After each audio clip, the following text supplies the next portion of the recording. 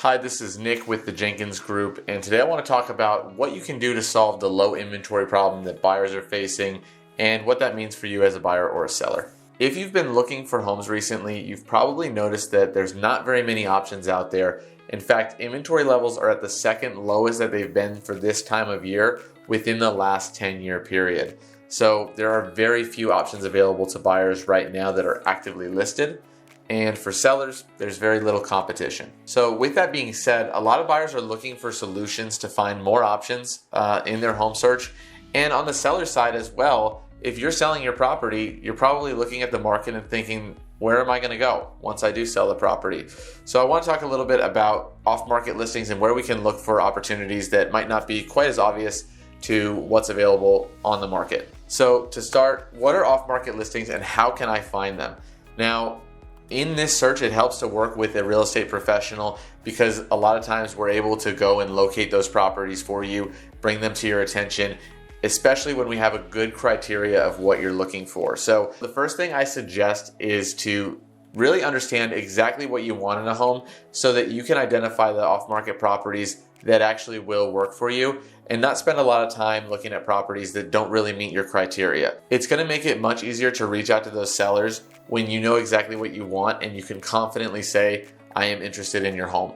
These sellers that are off market often don't have quite as much motivation as the homes that are on the market, so they're not going to be interested in talking with a non-serious buyer. So you need to be pre-approved, understanding what you're looking for, and reaching out to those specific properties. Secondly, where do you find these properties? Now, I mentioned earlier working with a real estate professional, but I'll tell you where we find those properties so that you understand the process. Number one is for sale by owner properties. A lot of times there's going to be properties that are listed by the owners, and a good real estate professional is going to be keeping track of those properties that are available that are not necessarily on the open market per se, and that includes for sale by owners. The other source is expired and canceled listings. Now, these properties may still have motivation to sell, but for some reason it didn't work out the first time around.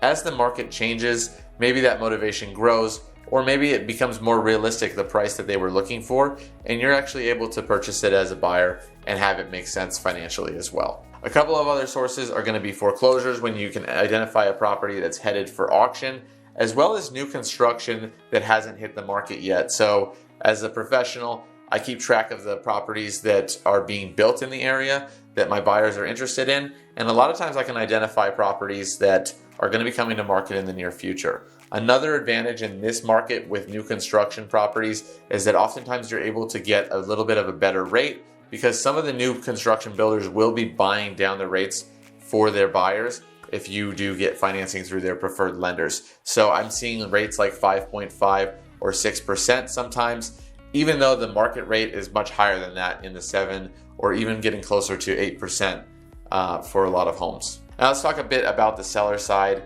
Now, I mentioned that sellers are wondering where they're going to go. Along with that trouble is the question of how am I going to sell my home and then move into the next home at the same time? We always have solutions to look at for that, whether it be renting back your current home after the closing of the sale, whether it be getting a bridge loan. There's lots of options, and the fact that inventory is moving a little bit slower does put you in a little bit better of a position to be able to make a smoother transition. So if you want to discuss that, please feel free to reach out at the information below. It is very specific to your individual situation to really come up with solutions for that, but there are many right now in this market that are very viable and can make it a very smooth transition. So thank you so much for watching. Have a great rest of your day.